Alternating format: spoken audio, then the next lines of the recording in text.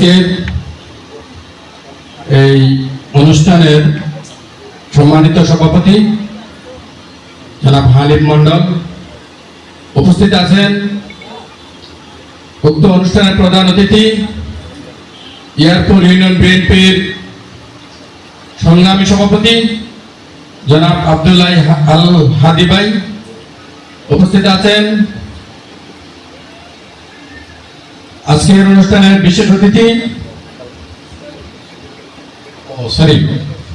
প্রধান অতিথি আসাদুজ্জামান মোহন, সদস্য সচিব, ঢাকা জেলা স্বেচ্ছাসেবক দল।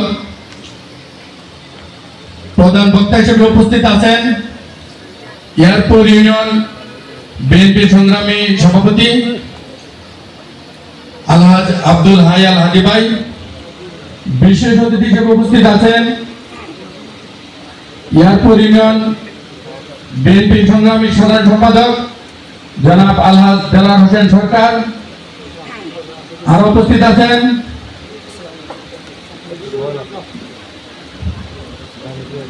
জনাব ইসমাইল হোসেন মোল্লা, সিনিয়র সহসভাপতি এয়ারপোর্ট ইউনিয়ন বিএনপি। বিশেষ অতিথি হিসেবে আরো উপস্থিত আছেন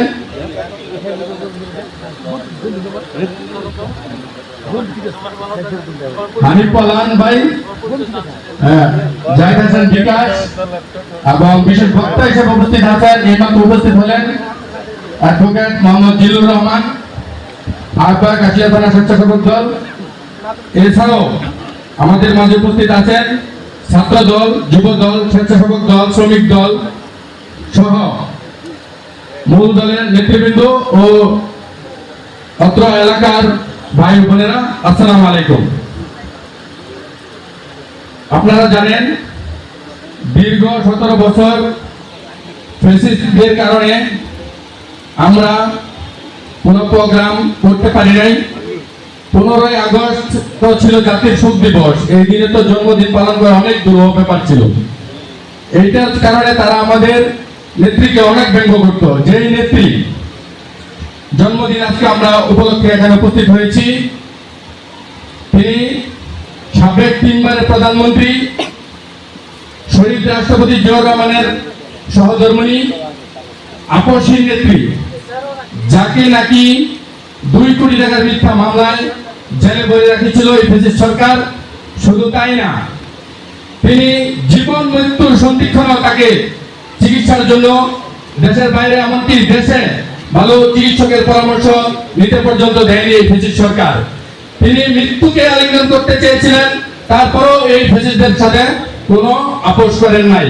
আমরা সেই আপসহীন নেত্রী বেগম খালেদা জিয়ার কর্মী, আমরা সেই হিসাবে আমরা নিজেকে ধন্য মনে করি। আরেকটি কথা,